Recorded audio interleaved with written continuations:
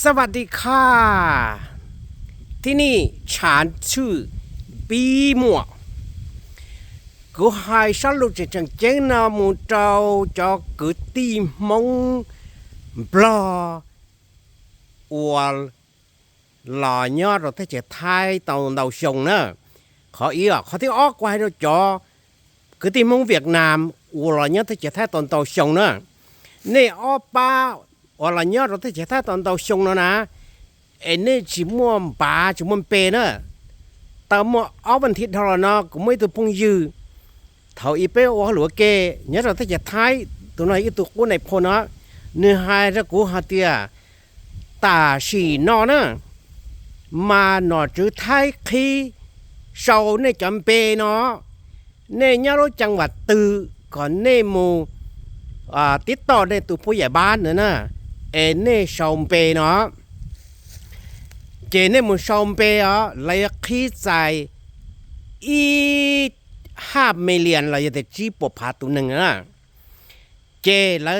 ชาวเนี่ยเปตาเจเนี่ยเราจังหวัดตือเจเนี่ยชมเปจนแต่เนี่ยตัวผู้ใหญ่บ้านเจผู้ใหญ่บ้านมาจอนเนี่ยจำเปหมู่วัวจีเจ้าตาอำนาจอำเภอเท่าตาตาในอำเภอเจแล้วมาเจ้าจังหวัดเจเลยมัวจำปาตัวนี้นะเจนี่จำปานะเจเท่านี้ตอนนี้ปานะเจนี่อยู่เตาหงหมอนะเทียนในหมู่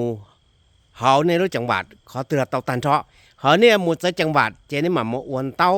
เป็นในตัวผู้ใหญ่บ้านซะเนาะเขาน้อยอย่างอีคอก็หมูยงชับเปล่านะอวดไทยขี้ตัวนี้นะเจยันนะกูเที่ยวหูเที่ยวให้ใครเนี่ยเตียก็ตาชินาในหมู่นู้นในตัวผู้ใหญ่บ้านเราอยู่อวมเปตรงนี้นะเจนเนี่ยอยู่ดีเจ้าเก๋วันเชนชายเราหมู่วัวอีกเจนึงคือตอนนั้นตอนเขานะ